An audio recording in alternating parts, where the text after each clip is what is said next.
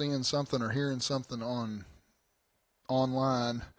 We were having an issue with the internet connection, so sorry if you missed Miss Phyllis singing, but we do thank Miss Phyllis for singing for us. But it seems to be working now, so we're going to carry on. Here in just a minute, Miss Shelia Proffitt will be giving her testimony. I've had the privilege of hearing her give her testimony a couple of times and been extremely blessed both times, and so I'm looking forward to it again. And I know that the Lord will bless you as He uses Miss Shelia. So we want to thank her for her willingness to give her testimony. But we do have some prayer requests that we need to give you before Miss Shelia gets started.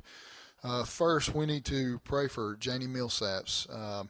She is supposed to have surgery on the 23rd, but right now she is very, very sick, and they're going to test her for COVID on the 21st. So if she tests negative, then they'll go ahead and do the surgery on the 23rd. So we need to pray for Miss Janie that she will get a negative test so that she can get this surgery on the 23rd. Also, DeWitt Beck is supposed to have knee replacement on the 24th, so be praying for him. Alan Dawson had chemo yesterday, so remember him in your prayers. Steve Webb is still in the hospital with COVID in Chattanooga. His wife Pat is at home, but she also has COVID, so be in prayer for them. Nancy Neal is in the hospital here with COVID, and her husband Robert is at home with COVID, so remember them. Wanda Cross has COVID, and she is very, very weak, so be in prayer for her. John Elliott's brother Ken and his mom Ruby are both in the hospital with COVID, and then his aunt is in the ICU on a ventilator, so we need to be in prayer for John's family. Melissa Sneed is very sick with COVID. Dale Sneed is very sick with COVID, so be in prayer for both of them. Ronnie and Susan Hartzell are at Vanderbilt, so remember them. Ronnie and Greta are both sick with COVID, so remember them. Also, Melba and Charlotte's cousin, Austin Coleman, had a head-on collision and is very critical with some brain damage, so we need to be in prayer for their cousin, Austin.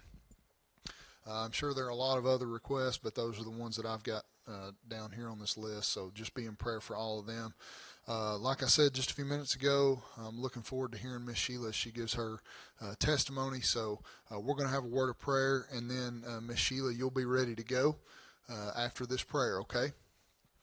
Heavenly Father, God, we thank you for this day, and we thank you for this opportunity that we have to be able to come to your house. God, I thank you for Miss Sheila. I thank you for her willingness to share her testimony. God, I ask that you would use her right now. God, that you would just give her the words that she needs to say to tell the story of what you have done in her life. And I ask, God, that you would use this time of her testimony to touch someone's heart. God, if they're out in the parking lot or if they're watching online, God, I ask that you would just move in a mighty way in their hearts and lives, that they would see your truth and see your power in what you have done in Miss Sheila's life. God, I ask for all these that have been named in the prayer request, Lord, and even the ones that haven't been named that you know about, that are sick, God, that are facing all kinds of sickness from COVID or cancer or things like that. God, I ask that you would just move in a mighty way physically in their hearts and lives. God, you would get honor and glory and praise to yourself in their lives. God, I ask, Lord, now that you would just bless in this service, have your perfect will and perfect way in our hearts, our lives, and our souls. And we'll ask all this in Jesus' name and for our sake. Amen.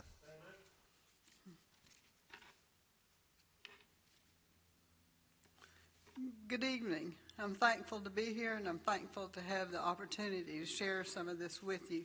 And I'll be honest with you, Chad, you played a big part in this. I told myself, if Chad's got the nerve to stand up there and do that, I know I do. And I promise you, though, when I'm witnessing out on the street, as I was in Texas, I do not tell them the things I'm about to tell you. Plus, it'd be so long, they'd go, what? They would probably think I was lying. I promise you I'm not lying. I'm not making any of this up.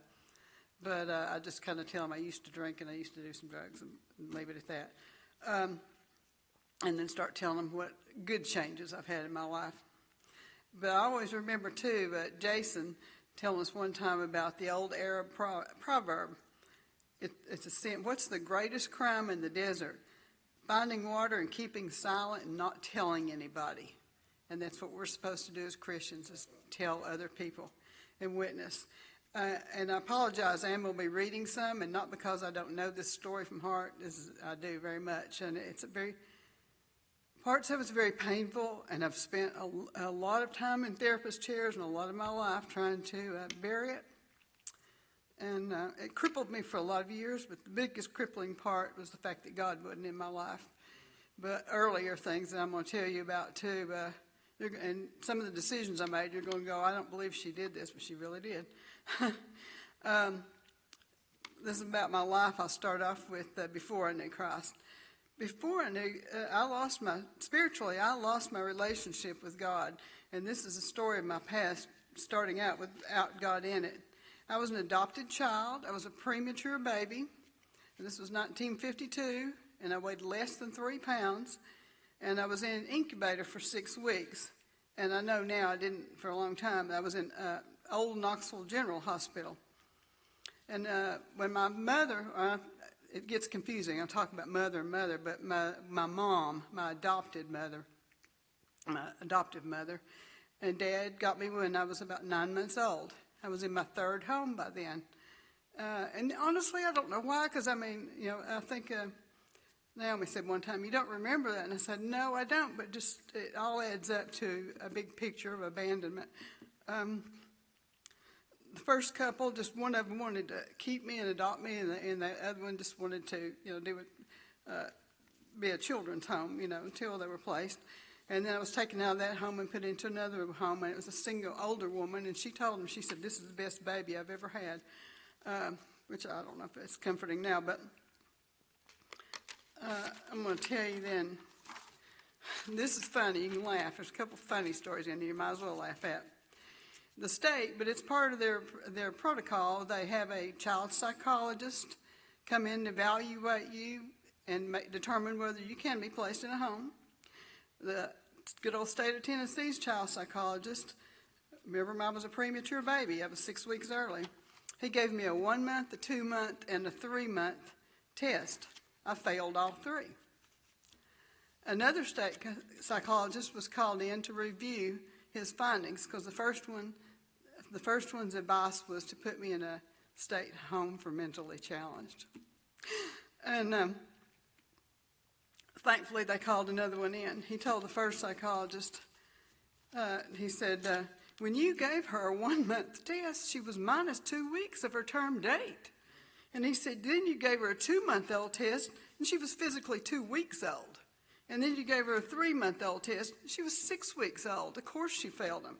And he said, my recommendation is you throw this test and conversation under the table, let it go, shut up about it and place her. And that's basically what happened. I was probably 43 when I found out, and I'll tell you about that later, a lot of this stuff. And I told my mom, and she said, they never told me that. And I said, yeah, they buried it. But Dr. Danny Hayes, I get a lot of interesting emails, and very good emails, and I share some of them with you. And I share them with Samuel.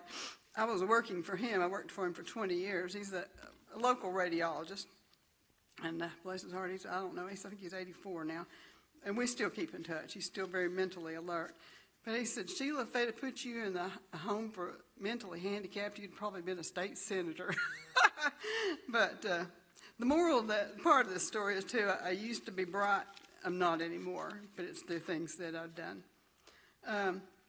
So when I was adopted, then the Department of Human Services advised to my mother and dad, and they meant well. They said, tell her from the beginning that she's an adopted child. We feel like that's easier on them than them finding out being 17 or 18 years old and find out that they've been adopted and they never knew that all their life. Okay. But I was one of these children that grew up with a question mark. Who, what, when, where did the stars come from? What makes the sun? I mean, I had 1,000 questions. I know I drove my parents crazy sometimes. I guess maybe that tells you I wasn't too mentally challenged anyway. But what stuck in my mind, I wish what had stuck in my mind is how thankful I am to have these parents who adopted me.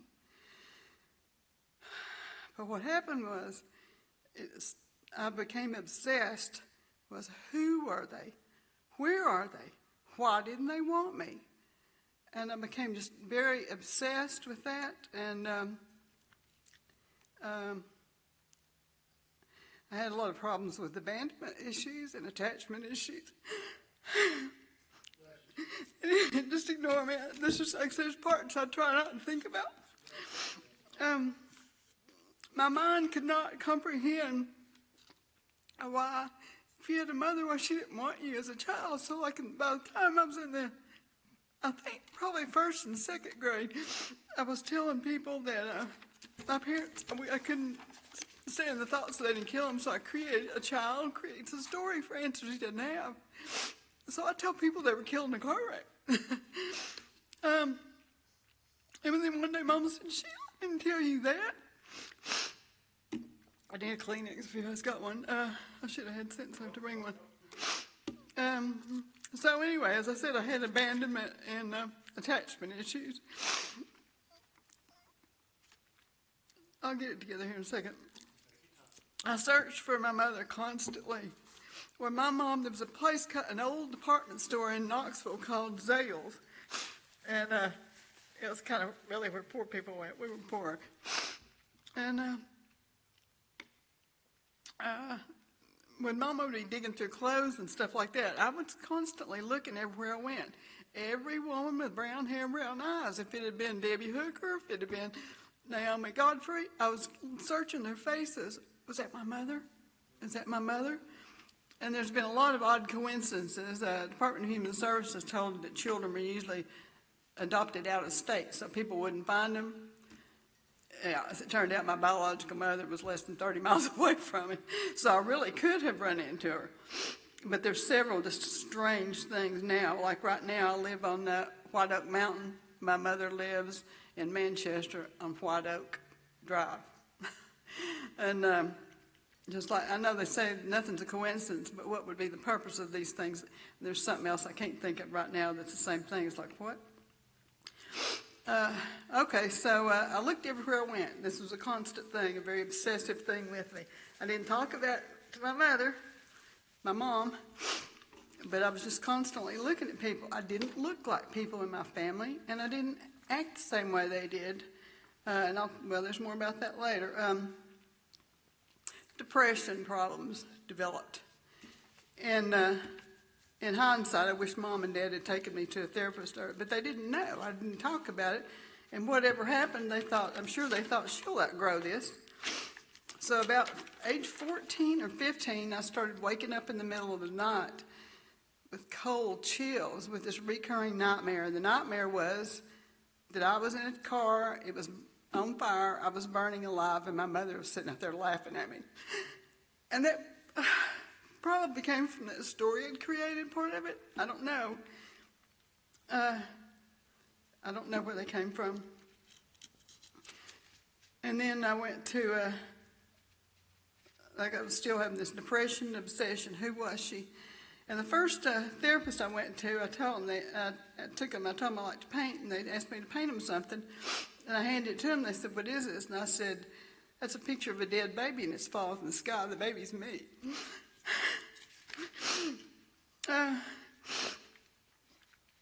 Okay, I went to, I was really a pretty good kid, though, at those points in times.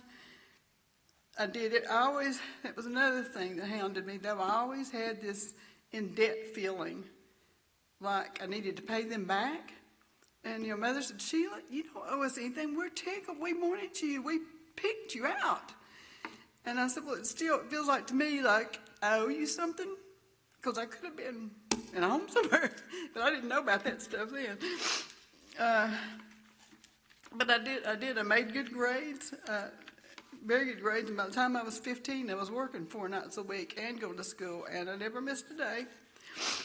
And somewhere, I think it was about the 5th grade or so, or 3rd grade, I started really liking math and science. And those were the areas I excelled in. And in high school, I took the college route. And I was the only, me and one other girl, I take that back, me and one other girl were the only 2 girls that took physics. And me and maybe one other girl were the only ones that took chemistry. And I took advanced mathematics and stuff. I went to church. Our friends that we knew down the road, we lived in a cul-de-sac, and there weren't any other kids around. And at that time, Part two, I started school at age 5. Me and the girl across the road both had late birthdays. And I really should have been held back. I was dyslexic. I wrote all my numbers and letters backwards. So I almost failed the first and second grade. And for some reason, they passed me on. Because we didn't have kindergarten, preschool, any of that stuff. It was just us playing in a field all the time, and then all of a sudden we're in school. And I threw up every day for about 3 years. So, but anyway, we started, Teresa and I, my sister's name's Teresa, and Teresa and I both started going to church with our friends. She went to the local Baptist church. This was in Knoxville, and I went to a big Methodist church. And I drove myself and went and enjoyed it. I sang in a traveling youth choir. Then somewhere about 16, I was 16 and a half my senior year, I guess. I entered into a physical relationship. My mother found out about it. It was the only guy I'd ever dated. And my mother found out about it. And you talk about hitting the fan. She lost it. I thought I'm serious. I wondered she didn't have a stroke. She got stroked out. She married a virgin. She couldn't believe as much as she had taught me. No, we didn't go to church. They didn't. But we were taught right from wrong and the Ten Commandments, things like that. And she just lost it. I was probably the reason I fell in debt to him too. You know, the first child, I think you put your hopes on the first child. She was told she could have no more children. And all of their hopes were in me. And then I did something like that. And she called me terrible names. And then she angrily pitched a fit, called me names, and disowned me. She said, if I see you on the street, I will not acknowledge your presence. Abandonment number 2. And I was like, look, you know, I go to school, make good grades. I'm never late. I never call in sick. I work 4 nights a week. And I saved up my first money to start college with, bought my own clothes. But I just felt hugely abandoned again. So I prayed hard. I did. I prayed fervently to God because I knew from going to church, of course, that what I was doing was wrong. And I prayed for him to take these desires and these feelings away from me. Please, God, take them away. I don't want to disappoint you. And I kept having those feelings. I guess I was a normal, probably 15-and-a-half-year-old girl. But so I decided the last thing the church needed was another hypocrite. So I hung my head in shame and left the church. That was the worst mistake I've ever made in my life. And that's what I've tried to tell young people, don't make that mistake. And here's the sad part. Several different things. The fact that I was still obsessed with the mother thing, and I still had attachment issues, and my life became a downhill slide of terrible decisions. That was the worst one, but they just kept on snowballing. I took the ACT, I guess, at age 16 and scored in the 92nd percentile in math and science, believe it or not. And I scored the 90th percentile in English, believe it or not, but I'm a history idiot. I'd always skipped study hall to take an extra class. I liked learning. And I had enough credits at about age 16 or so to graduate, but Mother said, what are you going to do? Nobody's going to hire you. Yeah, that's right.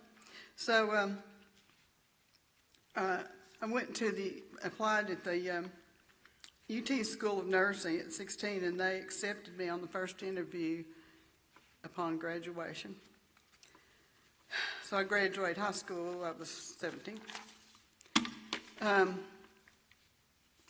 The only big thing that happened, though, the nurses that interviewed me, they looked at the fact that I'd never laid out and that I worked and that what a hard driving person I was and the scores I made. And I think my IQ was actually 129, but they didn't know that emotionally it was probably 70. So, and they didn't know how damaged I was and regressed and delayed.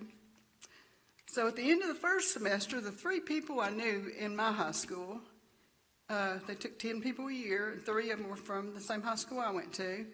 They drank, partied, laughed, and did whatever on weekends and failed, flunked out.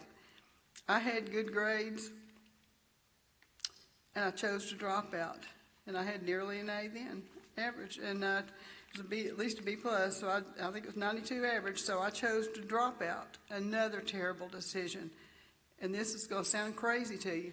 I was scared to be there by myself. I was scared every day. It was a new place, new everything, new adventure every day, new person you followed, new person down this hall, trying to learn all this stuff. I had never even slept away from home. And I was just scared to death. I was scared to death, and I thought, well, I just can't do this. And I convinced myself, too, that if I was in school and I was in a dormitory, how was I going to work and make money? And how was I going to save up the money for the next semester? And my parents couldn't have afforded the school. So I dropped out. It was another terrible decision. The people there said, couldn't believe. They said, you're dropping out, Sheila. You're too bright to be doing that. And I said, it's okay, I'll make it. So another terrible decision. You know what? There's not too many jobs out there for people who are really good in physics and chemistry.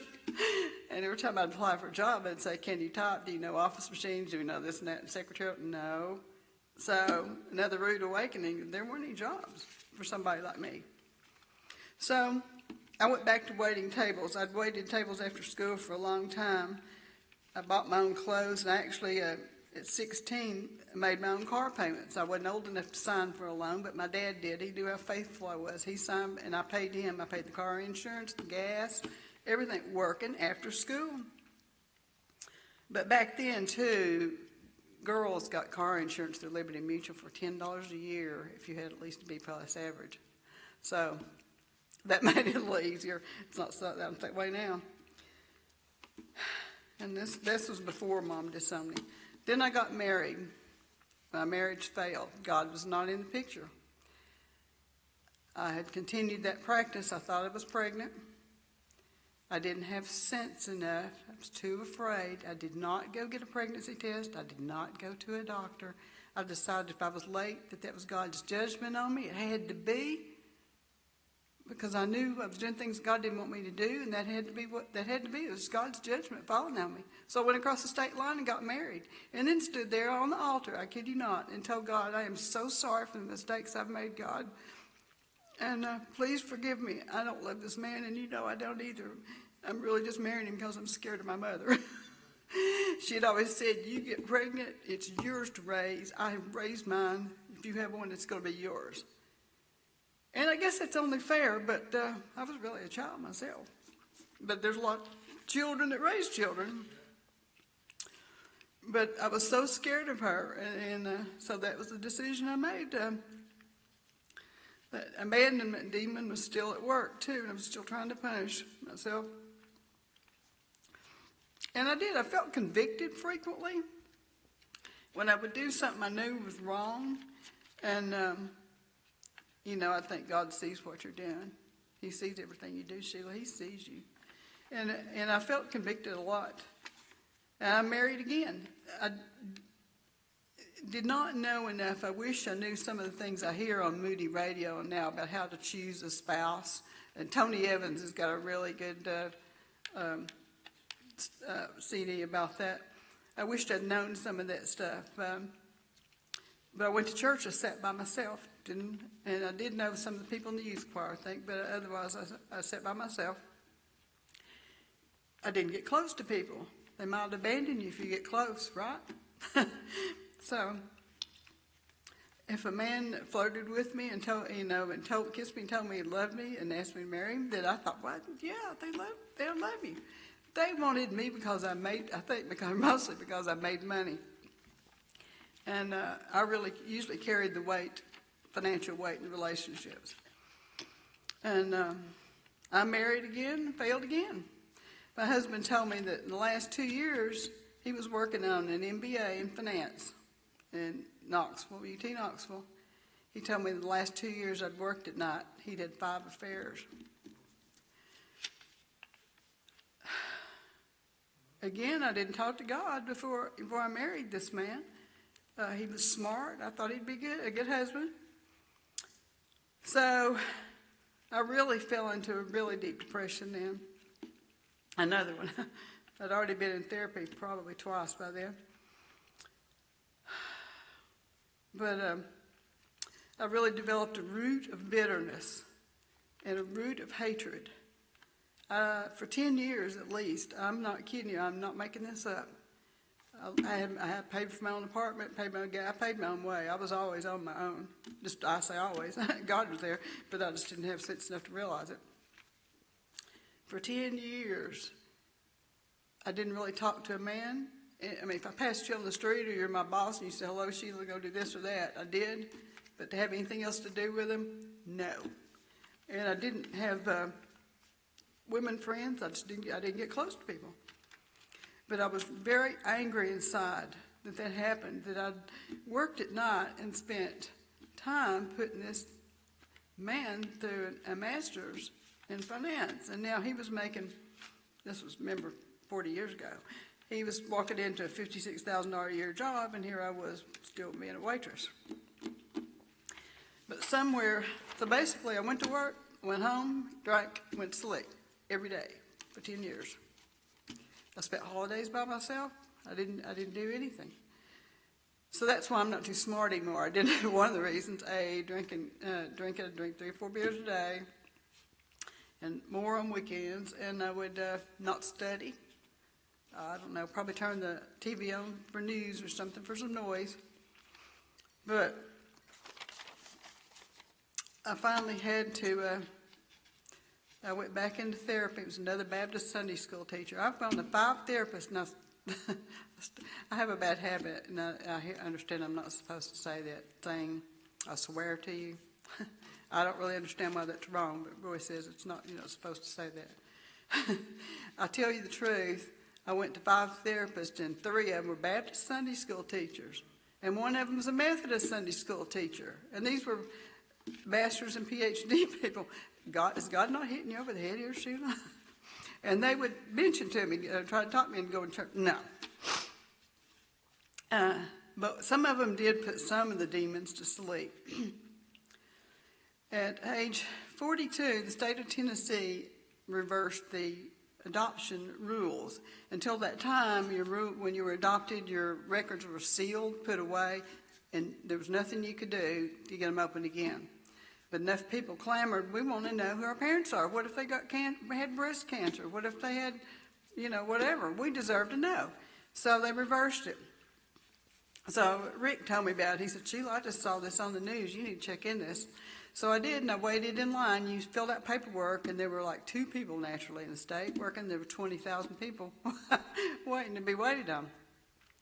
So I waited 2 years. The state contacted me and said they'd found my mother, biological mother. I just knew I'd get to meet her. This woman that obsessed over my whole life, I was going to get to meet her. And my mom said, Sheila, you don't understand. Back when she had you, my biological mother would have been about 67. And she said, when she had you, having a child out of wedlock was sex. It was a sin. It was a crime. It was not just accepted like it is today. There's a good chance that she never told anybody, that she wore loose clothing, never told anybody. She may not be so excited to meet you. I said, oh, no, she will be too. Surely she will. After all this time, sure enough, she refused to meet me. Not only that, she hired a lawyer to block the state, and every time they'd send her something, she'd send it back, return to sender. She got a lawyer involved, and then we went to all this stuff, and it's like, why? And Eric, my brother that's come here a few times, he's my biological brother. He has been institutionalized twice. He, bless his heart, he's real messed up. He said he's got 3 degrees, one in criminology. But he said there wasn't a wall in his house his head hadn't been knocked through. And he said at least once he knew he had a concussion, but they wouldn't dare take him to the doctor. They were proud of who they were. And I asked him and why would she not meet me? And he said, Sheila, she's afraid you're going to be after her money. He said, I was ruled with a checkbook, look how much you cost me, and a belt. And I said, well, do me a favor, tell her I wanted to know who I looked like and where the math chips came from. As it turned out, my father retired vice president of I'm getting brain dead now, vice president of an agency that was an electrical agency that was contracted to the space shuttle. NASA was his employer. He is a very wealthy man, but he doesn't like children. He didn't really want to keep Eric either. But unfortunately they did, and he paid hell for it, I guess. But anyway, when she wouldn't meet me, the same thing happened. I could not stop crying, just like after Rick's death. I mean, when I get on these really bad, really painful issues that have happened, I can't quit crying.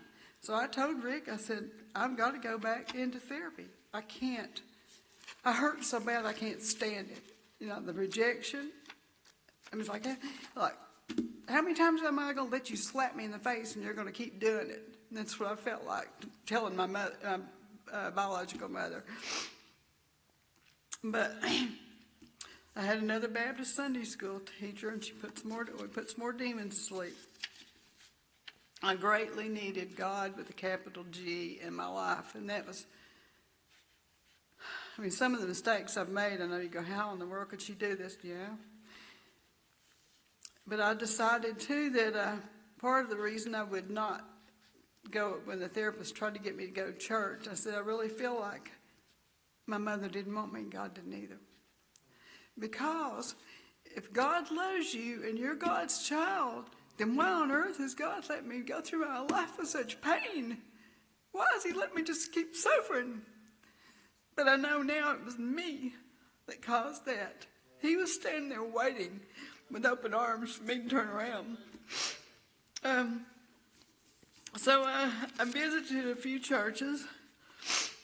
Rick had never been to church at all. And we visited a few churches. We came here. We liked it here. And Teresa Hope had told us to come here. I worked with Teresa. And she said, Sheila, you'll like this church. Well, I did, because Rick didn't know what to expect. But we went into Jason's Love Dare class, and we saw an extremely warm person. And that was very, Jason, the whole experience was very instrumental in Rick being saved and my recommitment to God. I realized then that God had always been there since my premature birthmark. He could have let me die then.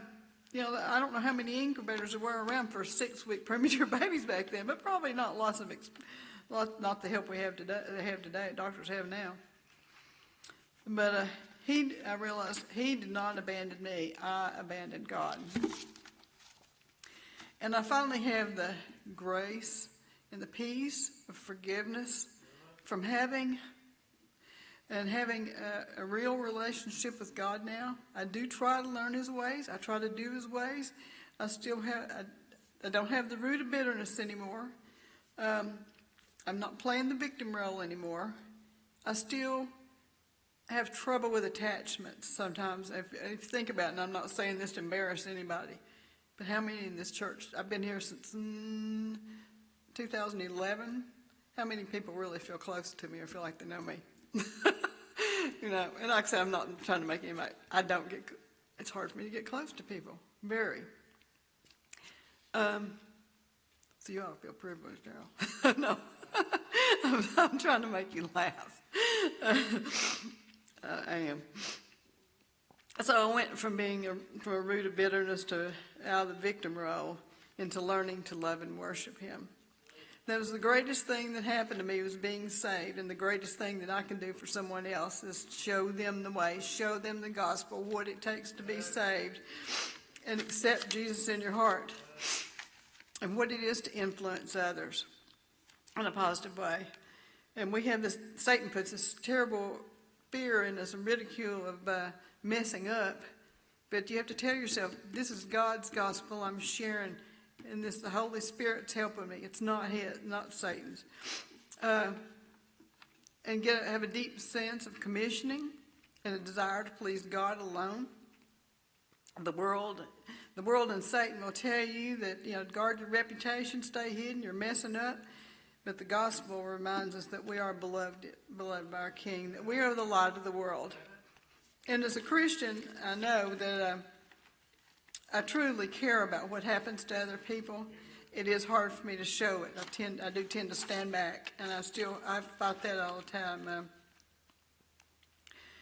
If we want to have an effective influence on others, we need to be sensitive to others and focused on holiness.